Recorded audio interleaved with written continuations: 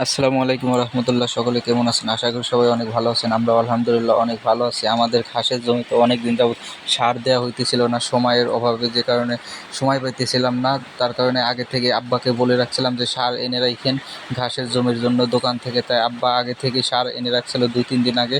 আর এখানে হচ্ছে আমাদের জমি হচ্ছে হলো 20 শতাংশ জমির মতো। আমরা এখন 20 শতাংশ জমিতে যদিও দেবো না, আমরা এখন সার দেবো হচ্ছে হলো এখানে 8 শতাংশ জমি আছে। আর 8 শতাংশ জমির জন্য আমরা সার নিয়েছি হচ্ছে 15 কেজি সার। আর এই সারগুলো আমরা বাড়ি থেকে মিক্সার করে নিয়ে আসছি। এখন অনেকেরই অনেক প্রশ্ন থাকতে পারে যে এখানে আমরা কী সার দিলাম এই ঘাসের জমিতে। 15 কেজি সারের মধ্যে আছে হচ্ছে 10 কেজি ইউরিয়া এবং 5 কেজি আছে অন্য সার, যেটাকে জৈব সার বলা হয়। আর এখানে 2 প্যাকেট সালফার দিছি, 2 প্যাকেট সালফার 2 কেজি। আরও এখানে অন্য কী সার যেন আছে, যেটা আমি সঠিকভাবে বলতে পারতেছি না।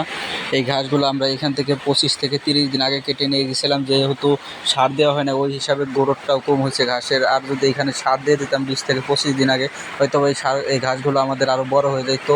আর আমরা ঘাসের জমিতে ইচ্ছা করে সার দিই না, কেননা আমাদের এখন পর্যাপ্ত পরিমাণে ঘাস হয়ে গেছে। আর যেহেতু গরু আমাদের 2টা, বিশেষ করে এই সিজনটাতে এই সময়টাতে আমাদের পর্যাপ্ত পরিমাণে ঘাস থাকে। যেহেতু গরু এবার 2টা, বেশি গরু নাই, সে কারণে 20 শতাংশ ঘাসের জমি 2টা গরুর জন্য যথেষ্ট। আর এখানে যে ঘাসগুলো দেখতে পাচ্ছেন, এইখানে মোটামুটি আমরা ওইদিকে কিছু ঘাস রেখে দিয়েছি, ওইগুলো পরে কাটবো। যেহেতু আমাদের বলছি যে আমাদের অনেক ঘাসের জমি আছে, আর 20 শতাংশ জমির ঘাসের জন্য 2টা গরু খেয়ে শেষ করতে পারে না।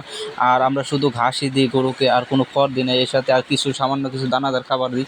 দানাদার খাবারের মধ্যে আছে কুড়া, ভুসি, এইগুলাই। আর যেহেতু আমাদের বকনা গরু, সেজন্য আমাদের কোনো এক্সট্রাভাবে কোনো দানাদার খাবার কিনতে হয় না। যেহেতু বাড়ির অনেক ভুট্টা আছে, আমরা কৃষিকাজ করি, কৃষিকাজের পাশাপাশি ভুট্টা, ধান এগুলোই আমরা গরুকে খাবার দিই। আমাদের এক্সট্রাভাবে কোনো খাবার কিনতে হয় না। আর যেহেতু আমাদের পর্যাপ্ত পরিমাণে ঘাস আছে, আগেই বলছি। আর এর জন্য আমাদের গরুর জন্য তেমনভাবে খড়ও দিতে হয় না। আর আমরা যদি 2টা গরুর জন্য খড় দিতাম, প্রতিদিন কমপক্ষে 40 থেকে 50টি খড়ের দাম হচ্ছে অনেক টাকা। 4 থেকে 500 টাকার খড় লাগতো। সে কারণে আমাদের এইদিকে অনেক টাকা সেভ হচ্ছে। আলহামদুলিল্লাহ আমাদের একটা ঘাসের জমিতে সার বোনা শেষ হয়েছে। আর একটা জমি ছিল বাড়ি থেকে একটু দূরে, তাই আর কি আমরা ভাবতেছিলাম যে সন্ধ্যার আগে আমাদের যত দূরের জমিগুলো আছে ওই জমিতে জমিতে সার বুনে শেষ করে আসবো, যেহেতু বাড়ির জমির পাশে একটু সন্ধ্যা লাগলেও সার বুনতে সমস্যা না হয়। আলহামদুলিল্লাহ তারপরে আমাদের সন্ধ্যার আগেই সার বোনা শেষ হয়ে গেছিলো। আর এই যে জমিটা দেখতে পাচ্ছেন, এই জমিতে আমরা হচ্ছে ঘাস কাটতেছি। আর এখানে হচ্ছে 2 শতাংশ জমি আমাদের ভুট্টার জমির পাশে, নিচু জমি যদিও।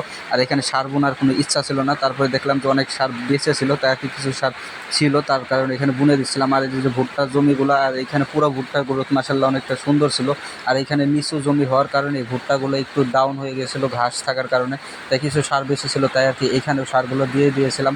আর এখানে আমাদের সার বোনা শেষ হয়েছে। এখন যাওয়া হচ্ছে আমাদের বাড়ির পাশে আরেকটা জমি আছে আমাদের। এই জমির ঘাসগুলো একটু বড় ছিল, যে কারণে আমাদের একটু সার বুনতে সমস্যা হচ্ছিল, কিন্তু কিছু করার নাই, সার তো বুনতে হবে।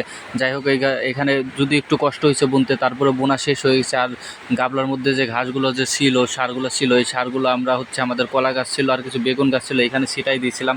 আর যারা আমাদের ভিডিওটি সম্পূর্ণ দেখছেন তাদেরকে অসংখ্য ধন্যবাদ। আর আমাদের চ্যানেলটি এখনও যারা সাবস্ক্রাইব করেন না, সাবস্ক্রাইব করে রাখবেন আর আমাদের পাশে থাকবেন। ধন্যবাদ। আসসালামু আলাইকুম ওয়া রাহমাতুল্লাহ।